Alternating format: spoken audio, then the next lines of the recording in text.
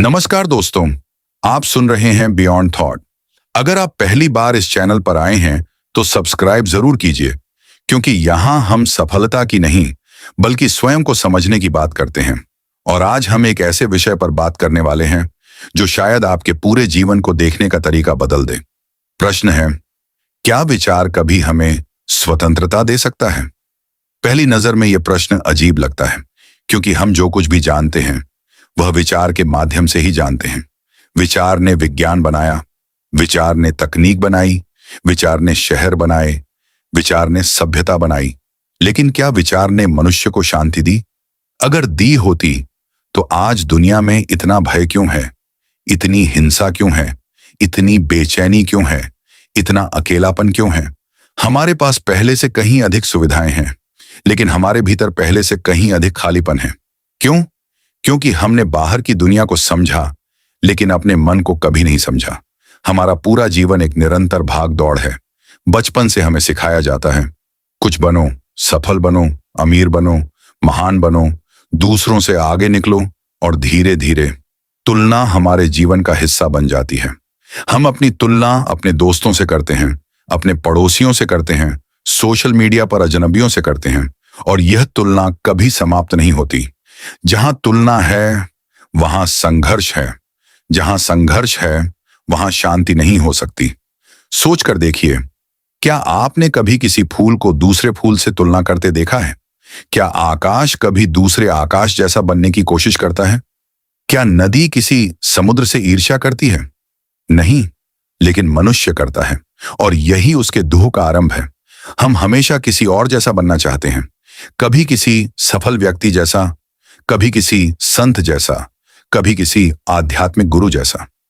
लेकिन क्या आपने ध्यान दिया है, जब भी आप किसी और जैसे बनने की कोशिश करते हैं तो आप स्वयं से दूर चले जाते हैं, और जो स्वयं से दूर है वह सत्य के भी दूर है।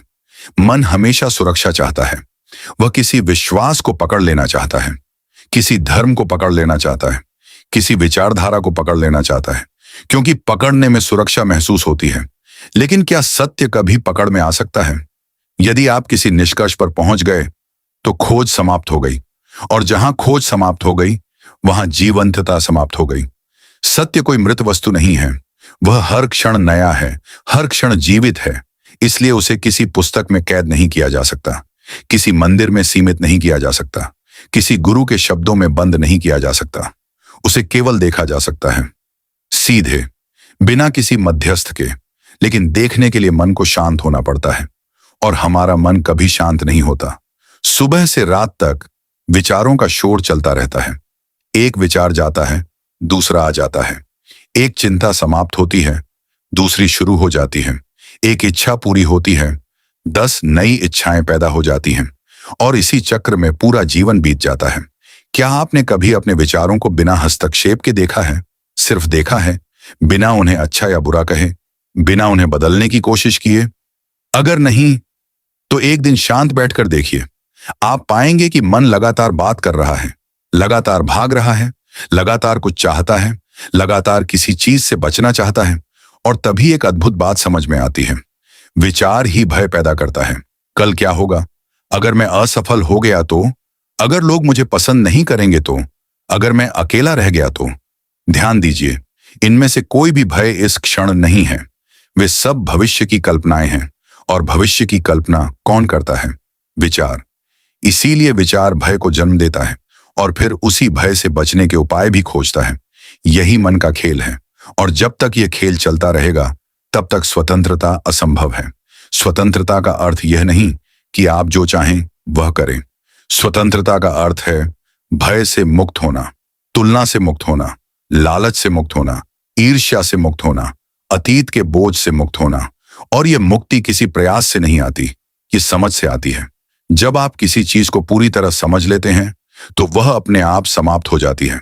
जैसे आप आग को समझते हैं तो उसे छूना बंद कर देते हैं, उसी प्रकार जब आप दुख के कारण को पूरी तरह देख लेते हैं तो दुख का अंत शुरू हो जाता है।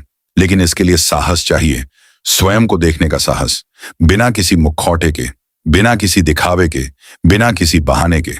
क्योंकि सच्चा परिवर्तन वहीं से शुरू होता है। दुनिया को बदलने से पहले मन को समझना होगा, और मन को समझने के लिए स्वयं को देखना होगा। यही ध्यान है। ध्यान कोई तकनीक नहीं है, ध्यान कोई मंत्र नहीं है, ध्यान कोई अभ्यास नहीं है। ध्यान है हर क्षण जागरूक होना, अपने विचारों के प्रति, अपनी प्रतिक्रियाओं के प्रति, अपने भय के प्रति, अपनी इच्छाओं के प्रति। जब यह जागरूकता गहरी हो जाती है तो मन में एक अद्भुत मौन जन्म लेता है, और उस मौन में कुछ ऐसा प्रकट होता है जिसे शब्द कभी व्यक्त नहीं कर सकते। उसे कुछ लोग सत्य कहते हैं, कुछ लोग ईश्वर कहते हैं, कुछ लोग प्रेम कहते हैं।